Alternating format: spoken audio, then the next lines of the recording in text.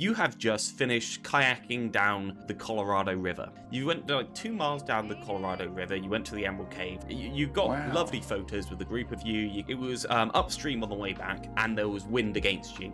So it was actually quite a lot of effort. You get back, you walk over to the place where you were. It's got shop, got restrooms. You find the cheapest beer that you've actually found out in the Vegas area. In that restaurant, you buy a beer.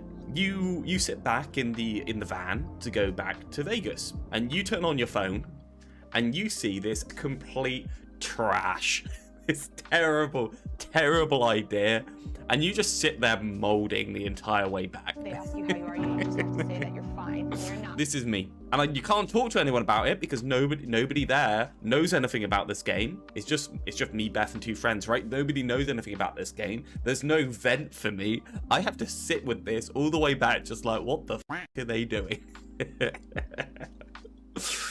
Hey everyone, I'm glad to see all of you digging into Season 10, good pun. We love seeing you welcome on newest Hero Venture and enjoy the Mirror Watch event playable now in the arcade. However, this week I want to look ahead to our mid-season update and discuss some changes we have on the way for the tank role. And to be clear, like, we have waited on tank changes for months now, at least since well, obviously it got bad at Season 9, but the problem with tank existed ages ago, and the experience kind of just hasn't got better since the start of Overwatch 2. It hasn't been as bad, but the actual core like gameplay loop experience has always been just like naff. There's no extra resources to be given to you, so you can't like do the extra stuff. There's no meaningful tank frontline trade. More or less everything therefore has to be quite like punchy, and you don't really get to just like exist in the universe of Overwatch.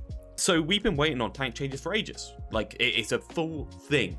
In Overwatch 2, tanks are the imposing heroes to take the brunt of the fight while enabling their teammates to secure eliminations.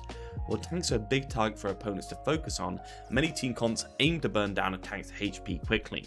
They get moved around a lot from displacement abilities. We've received feedback that tanks can either feel like they've been taken down too quickly in a fight, or that they're impossible to take down. This is my video. So I made a video. My postulate was essentially increasing the health of tanks and reducing the throughput on tanks over time. Specifically this one change, but in general, all of the change in Overwatch 2 that had funneled resources into the tank role to put them at forefront and make it so they're the only person taking the abilities, and make it so they're the only person taking the damage, and making it so that they are somebody that can be burned down in order to stop the enemy team advancing. What we've done by increasing the health pools and decreasing the throughput or the healing onto them is we've made it so that at low ranks tanks are much better, especially the simple tanks like Reinhardt. At high ranks, the tanks are much better because they're played with full resources, they don't burn themselves down. And in mid-level, they're kind of the same impact, but there's a problem. They still feel fucking awful if the enemy team want to burn you down. They still do a lot, they still have good win rate, everything's fine, but however. Essentially my argument is what they've said. They are correct. We've received feedback that tanks can either feel like they get taken down too quickly in a fight, or that they're impossible to take down. Yes. 100%. Idiots and people that are bad at the game, but in a rank where people have learned to burn down the tank, feel like they get taken down too quickly, or that they can't do anything, or more importantly, that they can't stand in the open and act like idiots. And people at low ranks and high ranks, specifically the supports and DPS, feel like the tanks are impossible to stop because there isn't enough burn on the tanks to stop them. Making tanks bigger doesn't fix anything. Specifically, I've said something like, what the tanks need is every single tank needs a 2-second 50% damage reduction and immunity to CC. Every single tank. That's the base level of what really would make tanks reasonable. Obviously, like the people that already have stuff can get other stuff reduced, but that is the leveler. That's the level to make it so that everyone has some counterplay against CC, against anti, like Discord, everything like that. Yeah, so that's what I am. Let's see what their solution is after having the same starting point as me, right? The same starting point. So a mid-season update is going to help balance how many hits tank can take to stay in the fight better. What does balancing how many hits tanks can take to stay in the fight better mean? It means making them bigger. Right, that's the starting point. They said that tanks can feel like they're impossible to take down. Their response is, we're going to make it so they can stay in the fight better. And as we all know, if you give tanks more stuff, the tanks that want to use that stuff to do something end up being disproportionately better than the tanks that don't want to use stuff to do something. Disproportionately better by far. So first we're specifically buffing the tank passive to have a 25% damage reduction from headshots, which should help cut down on being burst down in a fight. We're also increasing the knockback resistance from tanks from 30 to 50%, which should allow them to hold the front line a lot more and not feel as subjected to displacement abilities. The 25% reduction from headshots. Okay, first off, this is a straight buff to tanks. A straight buff to all tanks. Every single person gets stuff out of it, but on the other hand, certain characters don't get as much of it out as different characters, right? The characters that want to use their health bars in order to do something get more from this change than characters that don't want to use their health bars to get something. We're also increasing the knockback resistance for tanks from 30 to 50%, should allow them to hold the front line a lot more and not feel as subjected to displacement abilities. Okay, so the knockback resistance appears to be ability mitigation in the form of their passive. There is no reason why this knockback resistance couldn't include resistance to other things like Discord, Anti, the same way that tanks get up faster from sleep. There's no reason why not. I feel like this is just an effort type thing. This is just a coding type thing. Yeah, it'd take a lot of time to make this change, but apart from Junker Queen, who really can't carnage properly, not many tanks really having that much of an issue with this. I feel like tanks should have some counterplay in terms of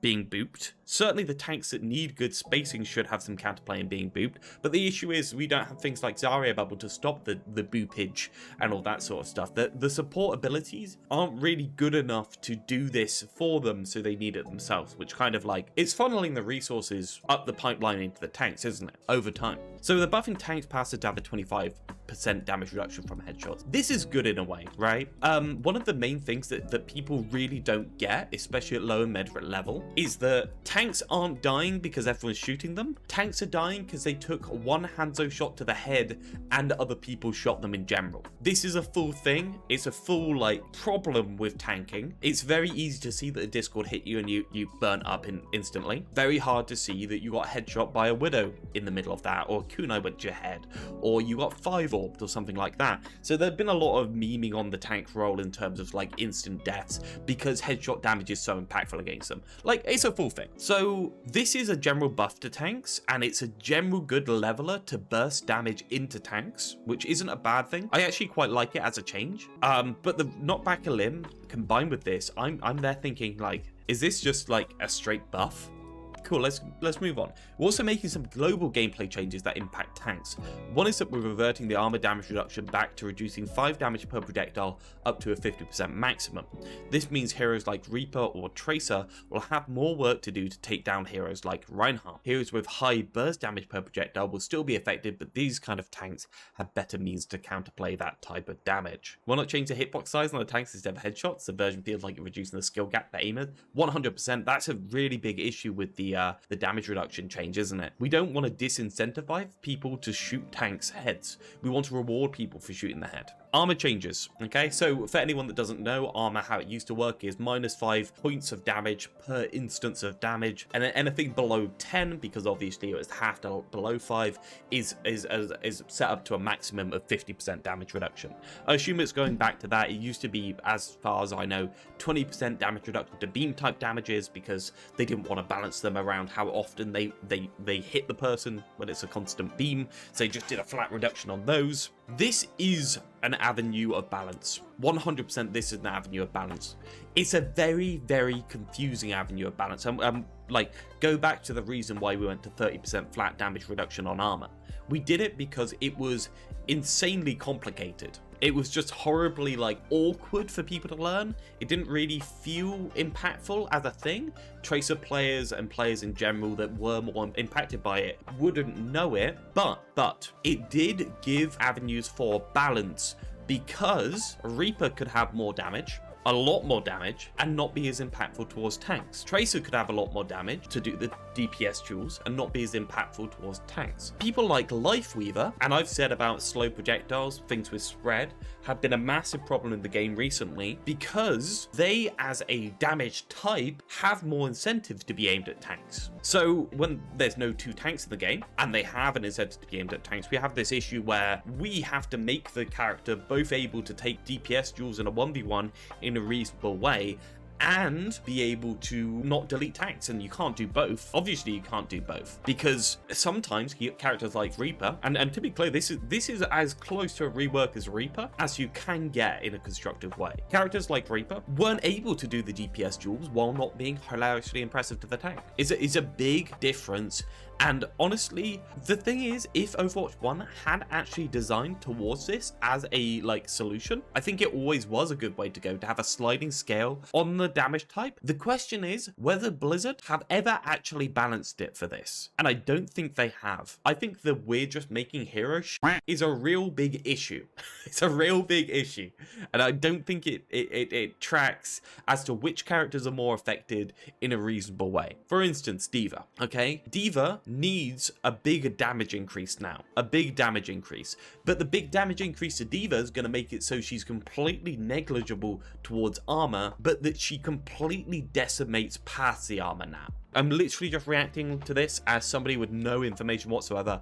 I've not watched any content creators. I've come back from holiday, I've slept for hours, and then I've come on stream. So you see here, right, Mauga is an issue and has been an issue since launch. This is kind of a fix to Mauga because it's disincentivizing Mauga to shoot the enemy tank because they have armor and incentivizing him to shoot DPS. It's kind of a fix in a weird ass way. But if they buff Mauga to make him actually usable against DPS by increasing his damage over time or reducing spread or something like that, essentially what they're doing is they're making it so that once you bursted through the enemy tank's armor, once you burst through the enemy tank's armor, you essentially they're dead because you'll fucking kill them because you're gonna have more damage. So this is a massive change up for how impactful armor is against specifically people that are bad against armor. So this could be good, this could be bad. It's very fucking interesting. They're cooking. I don't know if they're cooking something that they can balance. That's my scared. That's my scared here. Because Lifeweaver, in order to be able to dual DPS,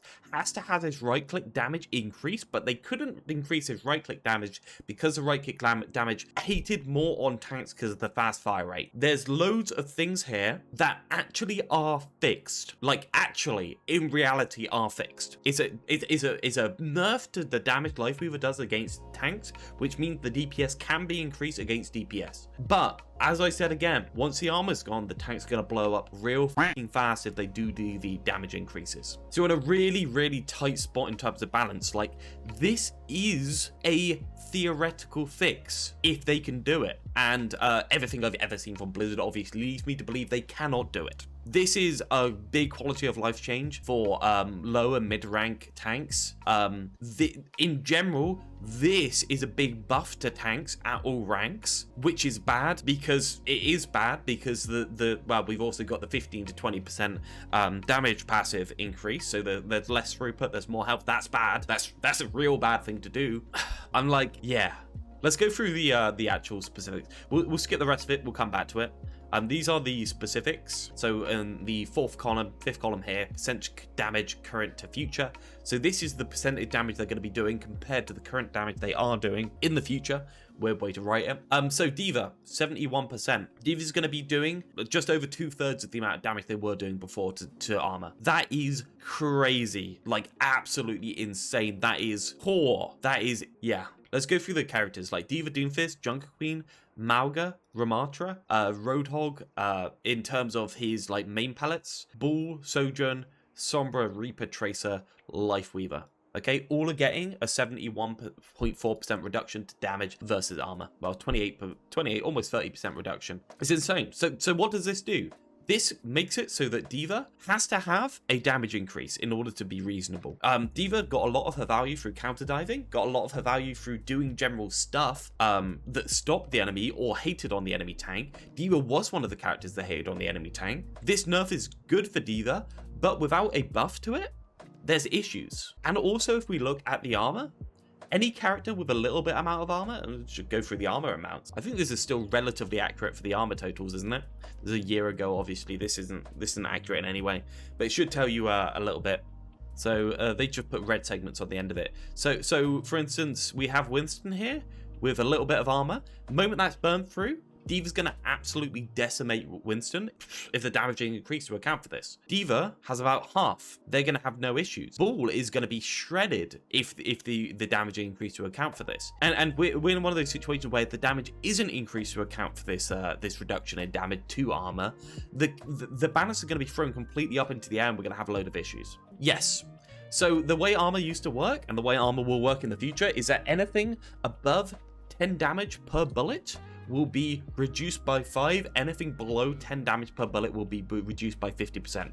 So if you dealt 120 damage per arrow, what's going to happen is you reduce to 115 damage per arrow, which means there's a big effective buff in damage because before you had a 30% reduction. Hanzo Body Shot was doing 84 before, now it's doing 115. Big changes, amazing changes. So you see down here, 40% damage increase to armor, to be clear, to armor for this. Sojourn's eating, but you're combining that with the headshot damage reduction, right? So we got 37% damage increase to armor, and we've got a headshot reduction. So it's about a 10-15% buff to rail against headshots on tanks while they're in armor. So a lot of like things in there. What, have we just massively changed every hero? They haven't specified the Echo buffs. I don't think Echo needs buffs. I don't think Junkrat needs buffs, etc, etc. In terms of Junkrat, I see why they now want to change Junkrat, because Junkrat has a big bonus compared to what he did before. He was a tank buster.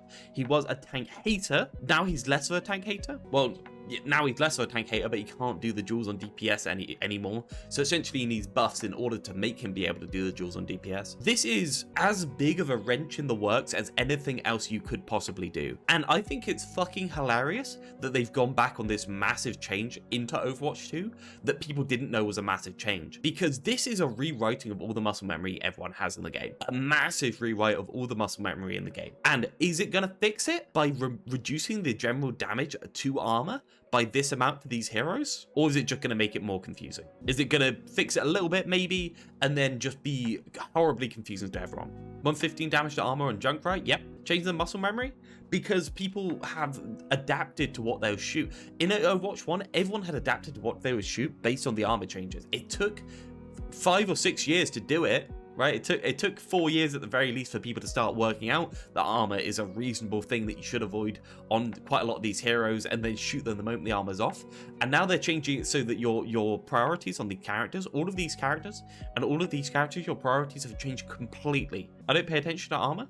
Yes, you don't have to, because it was a 30% reduction, so it affected every hero uniformly. Now armor doesn't affect heroes uniformly. You have to pay attention to it.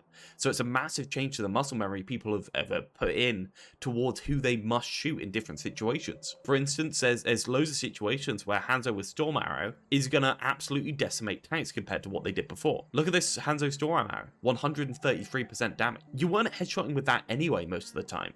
So it is an effective 20% damage increase on Storm Arrow compared to what it was before. So Storm Arrow now is another tank buster. Is it good that we're just throwing our Lego in the air?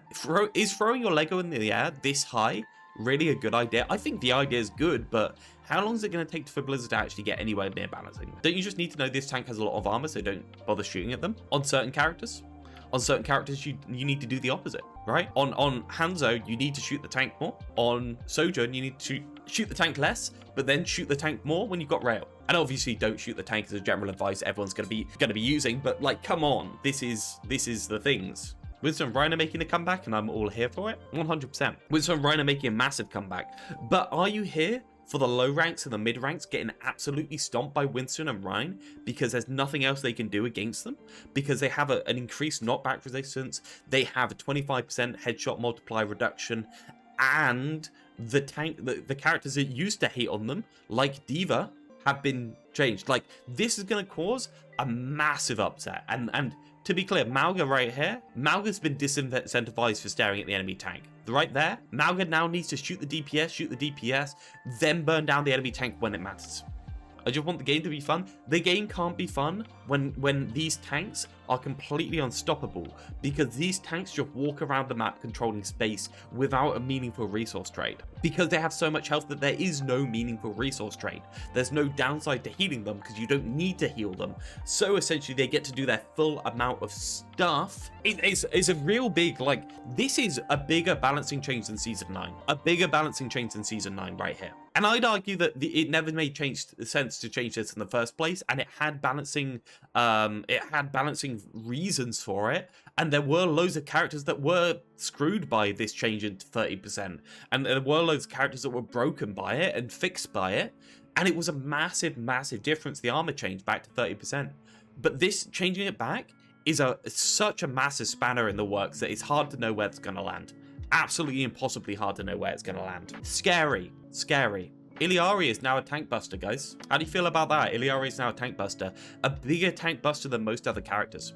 Effective DPS against armor for Illari is pretty damn high. I don't know why I reflectively put an extra eye in there. Can't wait to verse for a flame in 6v6. We are doing plugs tomorrow. I don't know how many people are going to turn up because obviously I've been AFK for 10 days, but yeah. How many eyes are in Illari? I don't know. They're all L's, so it could be E-I-E. It is Illari. I'm just bad. That's actually the correct pronunciation. Thank you, Pocket Sand. You've reinforced me being stupid. I appreciate that.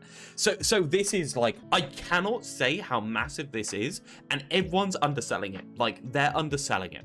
I don't care how big they're saying this is on their, oh, everything's crazy, because nobody trusts YouTubers when they say this is a massive change anyway, because, I don't know, they make money off it, so they're incentivized to always say it's a massive change. This is massive. Crazy massive. I think the headshot change is good in terms of reducing the burst damage into the tanks. I think this is making characters like Lifeweaver and Ramatra and Diva and Junker Queen and Mauga easier to balance. I think it is good, but it's going to take a load of changes, a load of changes. It's going to take way more changes than the Season 9 changes to actually balance. Junkrat's still going to need a complete rework. We're looking at people like Farah, who are now basically tank busters.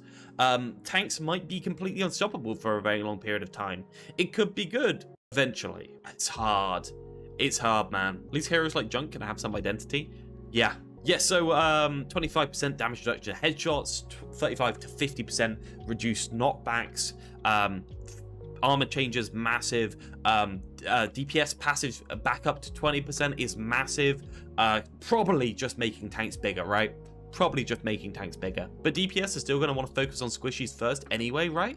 But the only way that you can stop tanks from doing literally whatever they want is for certain DPS to shoot the tank at the right time. It's a lot more contextual now. It's a lot harder to actually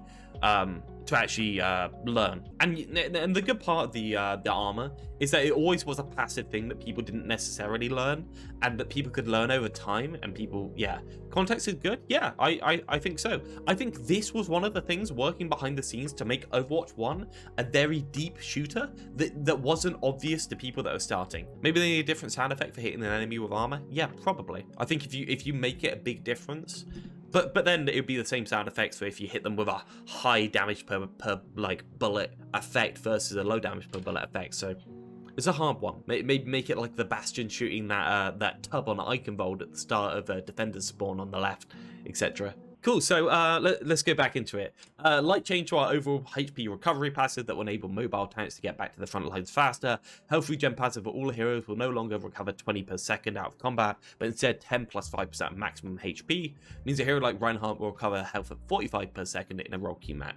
This should have been how it was to begin with. It was kind of bizarre that this wasn't how it was to begin with, but it is a buff to ball, so that could change things around. If we're throwing everything up into the air and trying to catch it as it falls back down anyway, like, is there a problem with buffing ball a little bit? I don't think there really is there? That's fine. Altogether, these changes should have an impact on some of the pain points our tank players are experiencing, as well as the balance of the game. I have a feeling we'll see a lot of movement in the meta over the remainder of Season 10. In some more individual changes, Junker Queen is getting a buff Commanding Shout, which will be activated even if you're channeling other abilities like Rampage or Carnage. Cooldown's getting reduced to 12 seconds. Change should allow her to be more engaged in intense fights where you need to charge him more quickly. I mean, she didn't need this. This was I mean, it's quality of life, but like, right? Like, just press the buttons together if you want to use Carnage. With Bull, we're seeing some creative play with the changes to his grappling claw. However, his ability to contribute to the fight is getting a small buff. Impact damage from a full charge swing is getting increased. Pile driver is increasing the enemy movement lockout. Minefield will be a little more threatening with explosion increase from 130 to 160. So this is screaming Bull meta at me. It is screaming Bull meta at me, especially with the increased minefield health and the grapple changes. Obviously, grapple changes weren't as impactful as people thought. I don't like the knockback resistance is even worse now. Yeah, the problem with the knockback resistance is it feels bad to play into and against, but without Zarya bubble onto certain tanks, and without certain tanks being able to run through it, you essentially, and specifically the tanks have a really range limitation like Carnage and like Rein. You had massive issues. So really, this is their general answer to certain characters being affected differently, which is a hard one to react to, because how do you really react to certain characters being affected differently by this? You could throw it all into the air and you could catch it and it'd be perfect. I doubt it will be, but yeah, I think it balances within the damage roll that the heroes who are better at proccing the DPS passive are not the ones who are strong against armor. Toast, I think that's really, that's really important. I don't think many people have said that very much. So Junkrat, Echo, and Hanzo buffs, reveal those when you can jump in and take the changes for a test drive when the mid-season patch arrives on the 14th. Okay, so what we're gonna run into are my predictions. Big picture predictions, very simple. Ryan's gonna be fucking OP. Nobody's gonna know how to play this. It's gonna take at least a year for people to actually get this into their muscle memory at mid ranks as to whether their character is actually good against armor or bad against armor, and adapting a little bit to whether the enemy team has armor or not. It's gonna dumpster Diva. She's gonna be completely fucking unplayable. It's gonna dumpster Malga, and they're gonna need to buff them. It's gonna dumpster a load of characters that did get quite a lot of their value by hating on tanks, and they're gonna need to be either buffed in general or buffed in other ways. If they buff their damage in general, what it's going to do is it's going to make them hilariously oppressive the moment people run out of armor. So what's going to happen is it's going to be compensation buffs to tanks so that more and more of their health bar is armor in general. This is going to lead to a cascade of changes, and the question is the cascade going to happen fast? Is it going to be a correct cascade? It's going to be a bad cascade. Obviously Bull's going to be OP, Winston's going to be OP, Ryan's going to be OP. Any character that wants to dive and do general brawl stuff with a load of resources, Junker Queen as well, is going to be very, very good. It's left to see how good the tanks that want to generally burn down resources over time or want to tank diff by focusing the enemy tank are going to be. Reaper's getting a rework, Junkrat's getting a rework. This does change fix most of the problems with Reaper. It doesn't fix any of the problems with Junkrat, so that rework has to go through. This is a mess. It's a mess. And it's a buff to characters like Ashe, right? And it's a nerf to characters like Sombra. It's hard. It's a throw everything in the air, but characters like Lifeweaver might be more balanceable. It might be possible that you can just increase Lifeweaver with damage. But as I said, the issue is, will people get blown up the moment they come out of armor if we are able to buff Diva's damage and Lifeweaver's damage to account for this? It's hard, man. It's hard. This is the biggest table flip I think they've done in years. Biggest table flip since Overwatch 2. This is bigger than Season 9 by far. Is tank armor going to be like Zarya bubble, or they use up armor, time to kill them? Yes. Yes, it will be. But as I said, characters that want to benefit from using stuff more are going to be disproportionately better compared to other characters that don't want to use that armor to do more. Tanks are still hated on exactly the same by Anti-Nade and Sleep and Discord. Exactly the same. They're still going to have as many issues. Discord is going to be more oppressive now that characters like Hanzo can burst down tanks. People like Hanzo are going to be a massive issue. Right, I'm sorry, that was quite a lot of time, but I feel like we need to go through them. Can't believe they did the headshot thing, but not something like CC reduction. I don't think it's a good thing that they're disincentivizing people or making it less of a reward to headshot, but I see what they're doing. It's going to even out the damage spikes of tanks doing their pressure cycle so that they don't feel like they're getting blown up for no reason. Getting blown up for no reason was always because people headshot you, and nobody really knew that because there's no way to tell when you're headshotted by something big. Do you think Blizzard knows it's as big of a change as it is, or do you think they just said, "Hey, let's make tanks stronger"? I think they underestimate the change in the armor changes. I think they probably underestimate the percentage of headshot reduction. The fact that they've done these changes at the same time lead me to believe they know something. It leads me to believe they know something because it, as Andra says, helps with Malga balance a lot. It does, 100%. Ultimate charge generation for all these characters has gone down massively. I want to point that as a point. Sombra has a massive nerf to ultimate charge generation. Same as Tracer, same as Torbjorn, same as Orisa. Generation, because they were incentivized to shoot tanks previously, and they're not incentivized now. They're gonna generate ult a lot slower. Poor Sombra, but I'm thinking back to that Sombra buff previously. Aren't you thinking about that Sombra buff? Well, they decrease the time to charge by 7%. I'm thinking about that, and I'm thinking, if I combine all the stupid stuff they've done for the last couple of months, maybe, right? Maybe. It's a hard one. It's a really hard one. Won't all the bad against armored heroes have much worse ult economy? Yeah, I just said that. So you're not even paying attention. Fat cow gets taken behind the barn and shot. Okay, so this is the killing of the goat, the killing of the cow, the cow being taken back behind the shed and shot in the head. Orisa, duration reduced from 4.5 seconds to 3.5 seconds. Orisa now moves 20% slower while fortified. Fortified was always bad as an ability. It was always bad. Glad they're doing it. She should be shot behind the shed. Javelin spin cooldown increased from 7 to 9 seconds.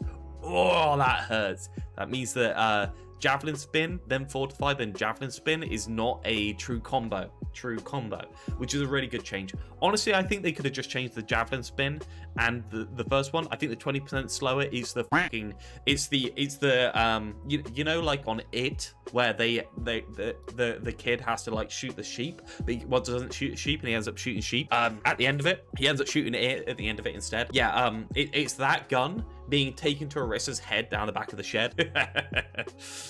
Tracer's fine because you don't really shoot tanks. You do, though. You do. In mid-ranks and low ranks, you do a lot of it because farming pulse is more consistent than shooting DPS and support duels. Yes, you don't want to, but you do end up getting about 30% of your ult charge from shooting tanks, which means 10% ult charge reduction in general, right, Andra? Like, even in high level, I'd say high-level characters, well, high-level Tracer players get about 30% of their ult charge from tanks. I have no way of quantifying that, but I'm gonna say that as a finger to the wind kind of situation. Damage roll passive healing reduction increased from 15 to 20%. This is awful and will make tank feel awful for the next month, and it will make Mercy unplayable and Lifeweaver unplayable. Videos coming out on that when I can be asked to make it. I've made a script for it. Guys, there's a maths thing that happens when you reduce everyone by a certain percentage. The people that heal less are more effective. I know it sounds like it doesn't happen. But it does happen, right? We have one character. Let's go to whiteboard and I'll just explain this real quick so that people can understand why certain characters have been dumped by this, right? Let's say you go Epic Pen. Let's say Anna has 100 HPS and Mercy has 50 HPS. Let's just say that, okay? That's not true. Mercy has 55, Anna has like 82. Doesn't matter. Let's just say that so it makes the math easier, right? 10% reduction in healing goes down to 90 and 45. Okay, let's spread these out a little bit. One sec. Let's spread these out. Whoa. Time to heal someone with 100 HP is 1 second and then 2 seconds. Very simple. I think we can all work that out. What's the time to heal someone if you have 90 healing per second? I think it's 1.11 seconds. Recurring, of course. Yeah. Is that true? Time to heal someone with 45 seconds? I'm gonna need someone to math that for me. Screw it, I've got a calculator. 2.22. Oh, that I could have done that quite easily. 2 times the other one, 2.22. Right, so we've done a flat reduction, and this guy has what is it? 0.1 extra second. So nerfing 2 characters by a set percentage, exactly the same as saying like you have twice the amount of health to heal, right? Instead of 100, you have 200 health to heal. Exactly the same as saying instead of having 100, you have half the healing on both characters. So if a character had 100 healing per second, they would heal it in 2 seconds. If a character has 50 healing per second, they'd heal it in 4 seconds, right? You get extra time to heal by being nerfed by a percentage. It doesn't sound like it should be, but a 10% nerf does not affect 2 different characters with different healing percentages differently. So wasn't Mercy a DPS supporting healer anyway? Yes. So how it works out, right, it's a 10% it's around a 10% bigger nerf for Mercy compared to Anna. If you go up to 15, it's a 17.5% nerf because it's a reciprocal. It's 17.6 something. If you go up to 20, I think it's about like a 25% nerf. Because it's 1 over the changing factor, right? It's 1 over whatever squiffy thing you use. So essentially what we're doing is by changing it from 15 to 20, Mercy's getting a additional 6 point something percent nerf compared to Ana. So if Mercy is a reactive healer that gets her value from being able to heal someone instantly and react it instantly, then what happens when Ana has an additional 6% healing finish time than Mercy, right? What happens when we have that extra 0.1 of a second compared to us like literally just waiting for the Ana to heal us? We may as well pick the Ana because the Ana is going to be able to heal us by a bigger amount and they're going to be able to do more in the general area, right? That's it. The healing totals, because all healing has been nerfed, has to be squished. And they haven't done that, therefore Mercy and Lifeweaver suck so much because reactive healing sucks so much. And Brig is only seeing playing because Brig has always been very, very, very, very strong. So, like, would we choose Mercy, or would we choose a Harmony Orb, or would we choose Baptiste just turning to heal us, or would we just can all the angular supporting healers and just pick Lucio in every single match? Every single match in OWCS, apart from when they pick Brig, would we just pick Lucio instead? Yeah, of course we would. No, 100%. Like, don't get me wrong, Brig is supposed to be an angular supporting healer, but however, they buffed Brig by so fucking much that she's just overpowered, and she doesn't even do the things she's meant to do, she just does everything, so like, come on, Brig is a gimme here, because that 5 to 4 second, that's impactful. The change in the armor pack regeneration rate. Unfortunately for Mercy, Baptiste just kind of does everything she does but better. Yes, and with this 5% increase in the role passive, what's going to happen is that Baptiste is going to do the stuff she does better, even better. There was a massive balancing factor in the past that reactive healing was so fucking good, so amazingly good, because everyone was 200 health, and when they were 170 health, they had to unpeak an angle and couldn't re-peak it until they were on 200 health. There was less healing to do in total, right? Less total healing. All the lower health sources were better because you needed less healing, and because they had more proportional healing compared to the higher health healers, and people weren't incentivized to use the extra health. When people at 250 health, they're incentivized to use 70 or 80 before going back. So there's more healing to do. There's less, the reaction time matters less because there's a smaller portion of your health that can be missing before you have to unpeak. There's a lot of factors here, and that's why Mercy's been dumpstered. Reactive healing just doesn't matter anymore. It's all about angles and timing. It's not about staying in the angle with resources. It's about timing the angle and doing as much as you can when it most matters. And you don't use reactive healing for that. You use big bursts of healing for that. Thank you, Random, for getting people to sub. Yes, very much appreciated. Inspire is just crazy, and Inspire's always been crazy, right? It's always been amazing. Inspire with Brig Pats is just so strong, so ridiculously strong. Yeah, so I think people are underestimating how much this is a dumpster for Mercy and Lifeweaver. This is crazy bad for them. It took people ages to figure out that Mercy was bad, but people still don't kind of get the maths behind it of how this flat change for every hero affects the bad healers or the low HPS healers more than it does the higher HPS healers. People don't get that. 20% makes playing Brawl characters feel kind of bad for the Brawl characters and for playing against the Brawl characters, yes. The dive characters sidestep the resource trade, right? They sidestep the resource trade so they don't have to interact with the healing system in general. Winston and Ball just sidestep it. Rein has to run through it. So the 20% reduction in sustain, he either gets buffed so that he has so much stuff that he can run over you once he gets to you, regardless of whether he's burnt down, or he gets hated on and burnt down, and you're fucked anyway, right? Because you feel bad when you're hated on and burnt down, you take it off my jacket, I'm gestating too much and getting angry. So is it now time to rework Mercy and give her a skill shot? They have to either rework Mercy or they have to increase the amount of healing per second. Right, the difference between Mercy's 55 healing per second and Ana's 82 healing per second is too big now because of the season 9 changes. It's just too big. So we have to either homogenize and make all characters have more or less the same. We need to change this to like 65-ish.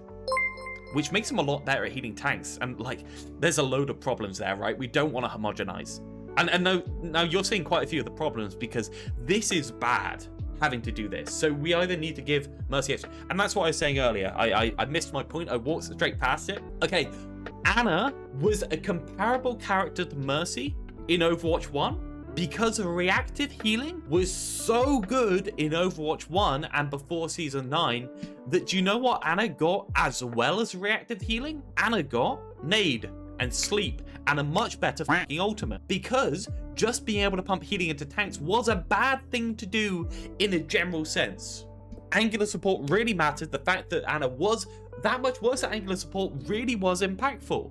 And nade is one of the strongest abilities in the game before Suzu was released. So we have the same with Baptiste. Baptiste has more damage. Baptiste has more healing. Baptiste has shift. Baptiste has lamp. He's fucking OP. His ultimate is much, much, much better than Mercy. But Mercy was reactive, and Mercy didn't require you to aim in 2 different directions to be able to heal, and Mercy could be where she wanted when she wanted. So they were comparable characters. Now, all of these extra things that these high healing throughput healers were given are just way too much. And so people are picking stupid ass comps like fucking Baptiste Kiriko in OWCS occasionally. And it's like, this is the degeneration of the game. If the game's balanced, so we should pick 2 characters that have ability denial or big burst denial, then the game's a lot more boring. Like Suzu and Lamp should never be played at the same time. It's not good that they can be played at the same time. There's a lot of issues there. There's a lot of issues there. The 20% DPS pass reduction, oh god. There's so much to talk about. It's just too much, isn't it? It's just too much. I want Blitz to kill Kiri. Well, we can talk about Kiri, right? Kiri's a character with consistent healing. The only downside of it is travel time. Kiri's a character with good flanking angle support. Kiri's a character that can basically fill every single slot, and she can do it basically as good as any other character, and the ult is so good that you may as well pick her. Suzu's, like, imagine picking Mercy over Kiriko in a comp and you kind of get it, right? We're playing Baptiste. Imagine choosing Mercy over Kiriko, right? Imagine that. When would you ever do this? Kiriko does everything that Mercy does, and she does it better. And she also does this stuff. Like, to be clear, the jack of all trades thing isn't as impactful as people think, because having that higher healing throughput and doubling up support onto the tank isn't as impactful as people might think, because a tank can only do so much with a certain amount of support, and at a certain point you just want Lucio if you're going to pack resources behind the tank. But like, ugh. The fact that Kiri Baptiste is degenerate, do you know what that's going to do there? Real big issue, Andre. And sure, Kiri Bap ooh in high level, but Kiri Bap ooh as hell in medium level, because that's just stacking healing. And when you incentivize people to stack healing, tanks get dumb, and tanks think they should be able to survive. It causes a lot of degenerate effects in medium level, not having to have a Mercy character to support angles. Before, everyone had kind of worked out what was good, and now everyone's just kind of like been whoop into the air again. Like, Kiriko's a big problem in the game. And most of it's to do with Kiriko's healing source, right? The fact that it's a lock-on. It should have a very weak lock-on that effectively can't go very far. There should be a range limitation on Kiri's healing. Exactly the same as Baptiste doesn't normally stack an angle with a DPS.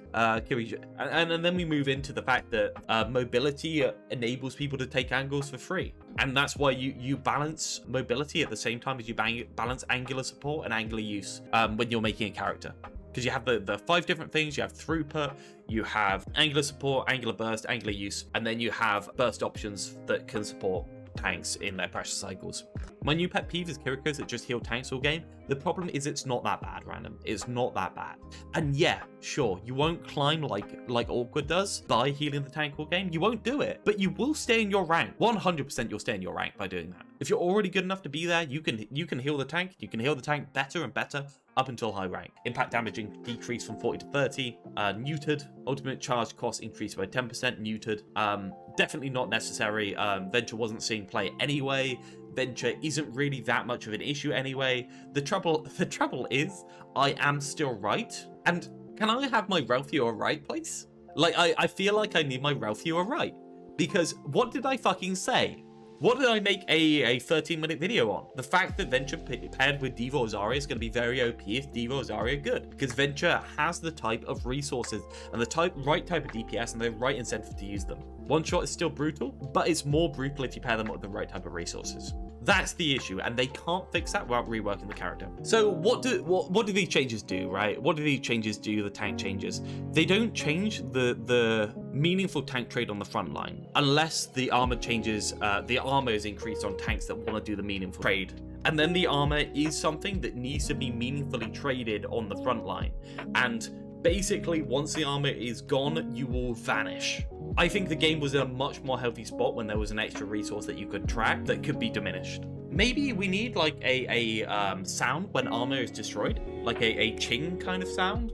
Maybe that will make it a meaningful resource trade. Maybe that'll make people think of it as a meaningful resource trade. Give me a sound cue when I should back off. Yeah, I don't see a reason why not. But as I say, I've never thought that Overwatch 2 tanking isn't fixable theoretically if you make all of the correct points and changes. I just thought it was incredibly costly to fix Overwatch 2 tanking. I don't think the counter swap, anything's fixable if you're prepared to rework all the characters. Anything's fixable. But as I said, it requires way too many reworks, and I think this is going to require shitloads of reworks. Loads of them.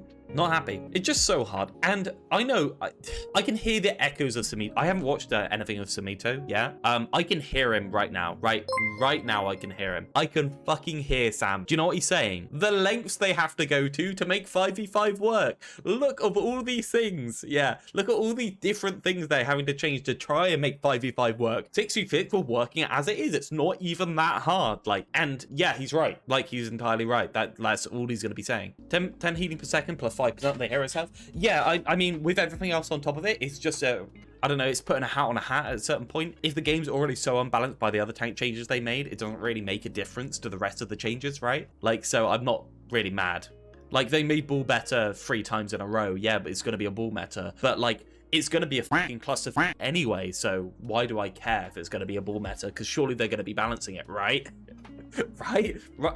Right? Go on then. Let's see what Dad wants. They are actually killing Overwatch. So, if anyone doesn't know, Sam doesn't like tanks being good very much. We've received feedback that tanks can either feel like they're getting taken down too quickly in a fight or they're impossible to take down. Yes. Yes, and Sam reacted to my video and more or less agreed that the issue was increasing the health totals of tanks and reducing the healing onto tanks made it so that tanks either completely balls over the enemy team or they do nothing. First, we're specifically buffing the tank passive of a 25% damage reduction from...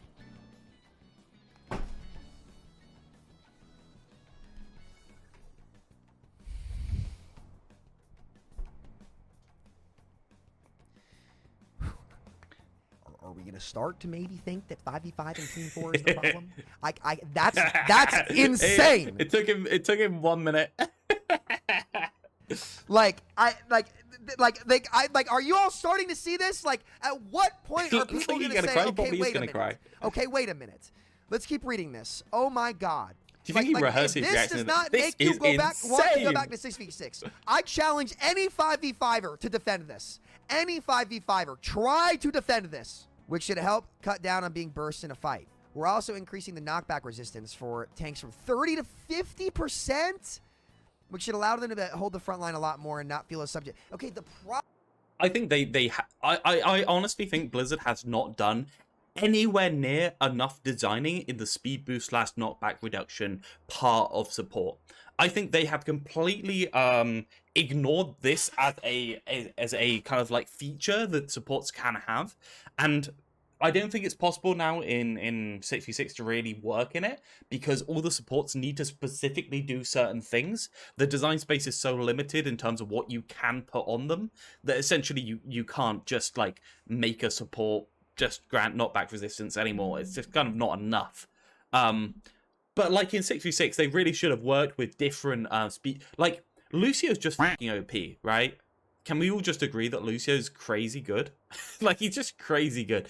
We don't need Lucio to be the catch-all one solution to speed. We should have 5 different characters with different types of speed boost. It would be interesting and good, but problem is, Aaron, and I'll sit here and I'll explain it again because people don't understand. It's the gameplay loop. Stop wasting your time trying to do this because now, what is this going to do to Hog, man? The only way to kill a Hog is hitting headshots. This takes away from literally every other role. The fact that these haven't come with straight HP reductions makes me think that Blizzard think that the armor reductions is going to account for it on most characters. Yeah, Hog doesn't interact with armor, so Hog's just going to be 25%, well, at least 15% stronger, right? But on the other hand, Hog doesn't really interact with his health bar very much. So they need to pair this with nerfs, common sense nerfs to the health of certain characters. It just makes the game more watered down. It's horrible. This is. Oh like, yeah, indirect buff the whole Hog against tanks. That's hilarious. Yeah, that's a Hog nerf, Hog buff. Tank players' experience feel any better? Oh my god, that's a Hog buff from the damage reduction, a Hog buff from that. Oh Jesus Christ! Given them gameplay options because the tanks just sit there and trade with each other, and there's not a meaningful frontline exchange. There is this makes the frontline. He's entirely right about this. There is no meaningful frontline exchange. There never has been since more Overwatch meaningless. Because the meaningful frontline exchange was the Zarya bubble. There was never a meaningful frontline exchange when Zarya and D.Va weren't on the field. True, but at least we had a tank controlling off angles that we could leverage while the other team poured resources into the frontline. Guys, so listen again. Let's keep letting this happen. Saying I should but shoot eventually, like this should be the thing. When this doesn't work and it sucks play Anna, for I guess. everybody, right? And it doesn't change Dunno, anything. man. It's time to start talking about 6v6 seriously. Like this is It's the amount of boops that feel bad? Yeah, I think so. I think it was stacking CC and stacking boops that feel bad, not the amount of boops or the knockback of the boop. So insane. Yeah, Bull can't knock back tanks, so he just doesn't interact with them. It just reduces the amount of interaction between different characters. Like, my problem is that Overwatch as a concept game is fun because Overwatch has very, very, very simple characters, very simple rules. Sure, as we've already covered, the armor was like a complicated factor that played behind the scenes. But for the most part, Overwatch was incredibly simple. Every single character was like easy to pick up and learn in 5 minutes. And what happened was these characters were put on the field and they interacted with each other in an emergent, complicated way. Okay, emergent complexity was what made Overwatch fun. And you reduce the tanks by 1. You reduce the amount of support lines. Now there's 2 support lines versus having 3 support lines before, so that's reduced the complexity by at least 50%. And instead we've had to put the complexity into every single character's personal kits. And when the characters have to be complicated, what we do is we make it so that we cannot have simple interactions that lead to complicated results anymore. We have to have lots of complicated characters interacting complicatedly. That's what I don't like. I like the simplicity of kits like Reapers. Kits like Reapers were kind of Overwatch as a whole. And sure, they were already power creeping and making the kits more complicated by the end of Overwatch, but I think that was to its detriment, not to its, like, bonus. Like, that was always, like, everyone was talking about ability creep towards the end of Overwatch 1 and feature creep. I'm going to go insane. This is one of the worst changes. Yeah, armor is complicated, but as a player, all you need to know is that it reduces damage. Yeah, especially at the skill floor. Again, what was the problem with the Rissa in Overwatch 1? Which shot jab feels horrible. Yeah.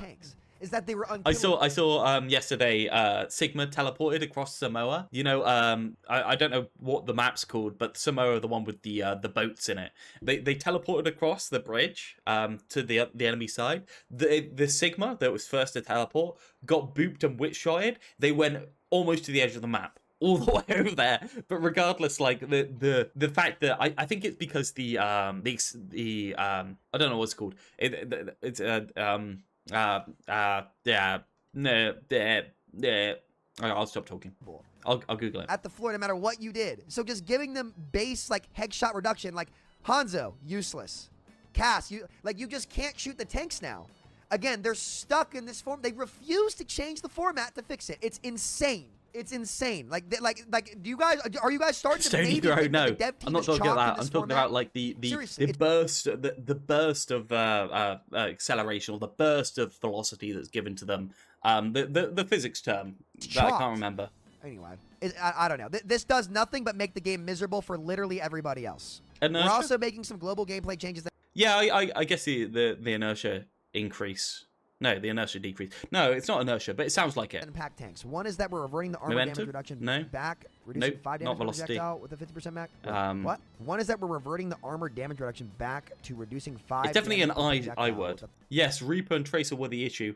Reaper and Tracer were the problem. Holy shit, they're actually killing the game. Guys, if you don't understand, like a burst of momentum. Okay, a burst of momentum. I forgot what it's called. It's like a thing you give to somebody else. Like anything but 6v6, huh? Here's the thing, guys. In all seriousness, like, when this makes the game miserable for everybody because tanks are still going to feel like shit, you don't feel like you have a ton of options, the game still feels watered down, they've got to go back to 6v6. Like, again, all of this drastically takes away from the experience of everyone else. And that is the problem with 5v5. In 6v6, you could organically make all of these characters be played, and it was in the hands of the player. You're not answering to the strength of the game. In 5v5, and all of these changes they've had to make, like, you are forced to answer to the power of the game. They're taking it out of the hands of the player, and that's not a fun gameplay experience. Like, the problem is the ability to make decisions and have exchanges that are valuable on the tank role, and the easiest way to fix that is to have a second tank, just like every other role. Like, I don't understand why they want to die on the 5v5 hill. I don't understand it. Has this game been better received than Overwatch 1? No, it hasn't. There's no way it gets worse. There's no way it gets worse. There's no way it gets worse, okay? So this is a bad idea. I need healing. I really wish the NDA... Impulse. It was impulse. It was impulse. That was the one I was looking for. Everything's okay. The impulse into you, like that's the actual physics term of the change of momentum you're given. Okay, sorry. Creators would start to actually be honest about 6v6 being a genuine solution. The copium and gaslighting is depressing as someone who barely plays this game anymore. They're too scared to speak out against Blizzard, and it's like, listen, I've been in there. It's an echo chamber. Like, it's not about this isn't. Think echo chambers aren't necessary. Like, oh god, it's such a big discussion. Like, most of the echo chambers aren't really echo chambers because people active, like in the creative things, aren't there because people interact with each other and want to like be on the same page and want to support Blizzard. They're there because they are the type of people that think the same thing. And when they think the same thing, they tend to come to the same conclusion, so they tend to put out the same thing. There's never any like collusion between people. Impulse. I'll Google it for you. Change of momentum on an object. There you go. Impulse. It's not even like a Blizzard thing. Blizzard is like, it's particularly bad at Blizzard, yeah. But just to be honest with you, like, that's kind of how it is with any game at any company. It's just it's unfortunate that when they get thrown in this mess that there's not enough truth tellers to break. Armor change is probably the final nail on Reaper's coffin, though. Yes, but if they just increase Reaper's damage to account for the armor change, he would be better at certain ranges against DPS. Therefore, maybe, yeah.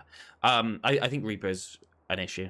Through the bullshit and do that, and that's why I'm betting against this game. But the trouble is, like, when we remove these characters that can take away like big chunks of the tank's health, we stop the tanks being able to be burnt down. They're able to do more, therefore, like, oh god, yeah, well, are we gonna have to pick Hanzo every match to stop the enemy tank just running over us on Reinhardt? Game in the long run. Like, I think Overwatch 2 genuinely has to implode in order for the franchise to recover. It's kind of like what happened to Mindplex. Like, Mindplex had to die for it to have a chance, right? I kind of agree with the old ownership had checked out and they were done, right? There was no way that under that leadership, the network would ever be able to come back. But the fact that these kind of changes need to happen in order to make tanking and like the fact that season 9 changes and these changes have to happen is just like, holy shit. Like, how people are still arguing that 6v6 was too complicated to balance. Just like, come on. You're still arguing that it's too complicated to balance and they couldn't work it out and the design space was limited. Currently, we're having to fucking reduce headshot multiplier by 25%, reduce knockback by 50%, and completely change the armor in order to, like, come on, guys. Like, now, you know, we've been doing a lot of good things with it, and, you know, we're going to be able to turn this around, which is going to be great. But, like, this format has to crash and burn. Like, these horrible changes have to come in order for it to, you know, it will never really break down. It will never be the format's fault. It will never be the format's fault. It will be something else because they fully, like, went into the format, and the format is the solution, and everyone agrees the format's the solution. So it's got to be a different problem. It's got to be the general decay of the game that is the issue as time goes on. It will never be the format. People understand. They couldn't find any solution to tank queues. Yes, however, they did release Sigma, then they released Orisa, and I don't think that helped very much Lefalettes. They kind of did no rebalancing of characters like Hog that made certain tank combinations feel awful. The tank experience in general was terrible the entire way through Overwatch 1. Don't deny that. There were some good parts of it, but they're like it's not like they tried to fix it, so we can't go back in time and be like, yay! Like there was no way of doing it. Yeah, thank God 5v5 saved us from the trauma of 6v6 tanking that was unfixable when we didn't even try, kind of thing. What's going on? on? We tried nothing. So, We'll have ideas. This is 100%. insane. Like, shooting tanks forever is going to suck. I mean, this is... Why is he reacting to this? Like, this is how it should have been, right? We're not going to disagree that this was just kind of something they forgot to do, right? We're not going to disagree and think that this wasn't the intention for people outside of combat to be able to regen their health, right?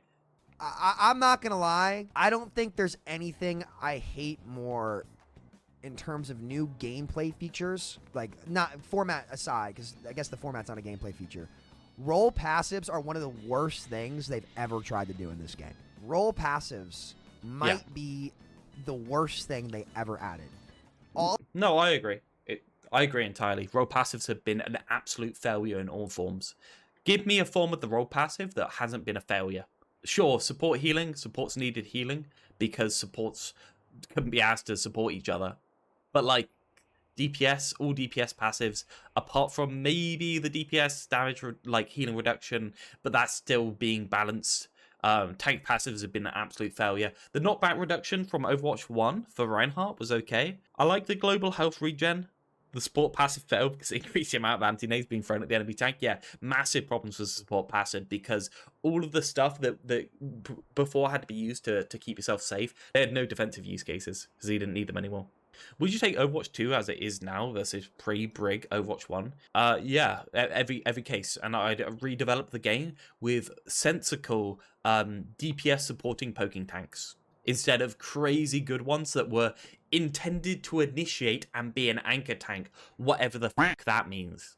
Why don't they do that? Because they a little bit of pride, a little bit of people would have to be fired if they did do that.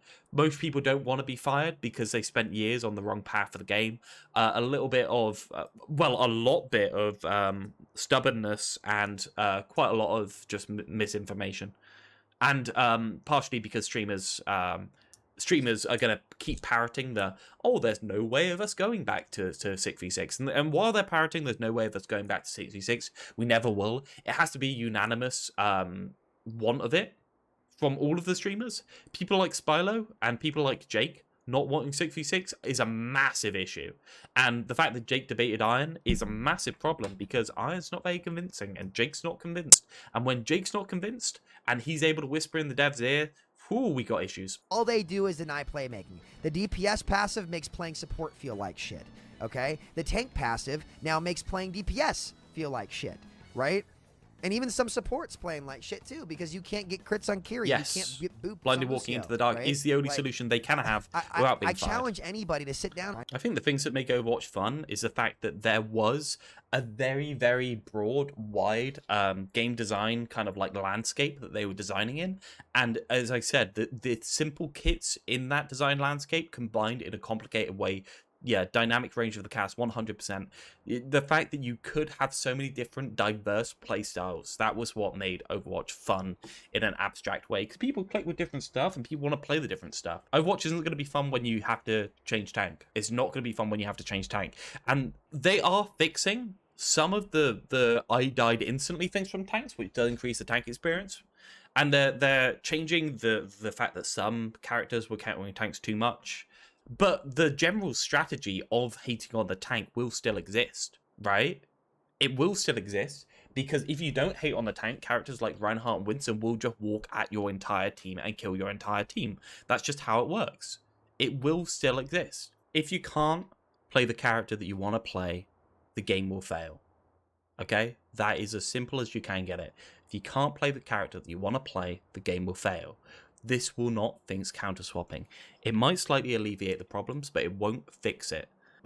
There's no change at all for ability mitigation for characters that don't have ability mitigation. There's changes to the type of characters that can hate on tanks, but not the conceptual idea of hating on tanks. Sure, like the armor change might give you a slightly more in-depth frontline exchange, but it doesn't give you one that is meaningful. because there's no additional resources that characters can capitalize on when they're clearly gone. The only thing I can think of doing is making the armor very simple. What if we gave every character fortified? No, but actually random. I think that's what we have to do. Some sort of 2-second immunity to status effects / 2-second immunity to damage / very like, sure, make it skillful counterplay and using things properly, but something like that. Every character has to have that, and when every character has to have that, you've reduced the game design space in a meaningfully bad way. It sucks. And every single time Spylo's going to come out and he's going to be like, well, actually, I think despite the fact that Baptiste and Kiriko do more or less the same thing, they're individually distinct characters.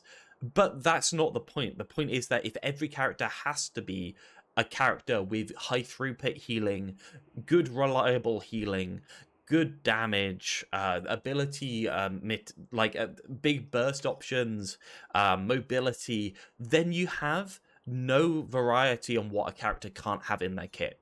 I mean, you have no variety on what a character can't have in their kit. You just have a homogenized game. Don't have options. Making them invincible, and this is my point. If you make them like invincible and immune to all this shit, it takes away from the experience of everyone else. That never had to happen in Overwatch 1. Yep. All you had to do in Overwatch 1 was nerf a couple characters, and then the game was fine. And October of 2020 proved that. We've tried everything for balance in this game, and it's not worked. My stomach actually just sunk into a pit reading this. I feel like Sam misses the point quite a lot of time on his reactions. Like, the armor changes are fucking massive.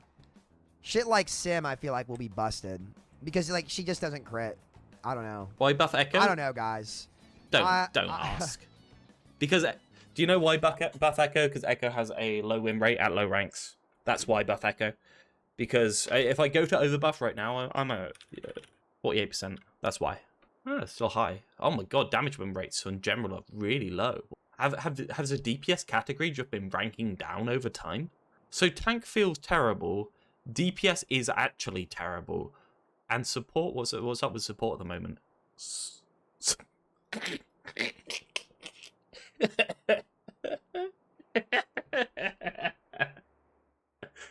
It's been a year!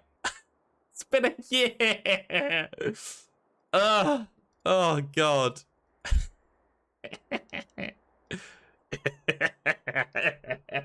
42.2% win rate.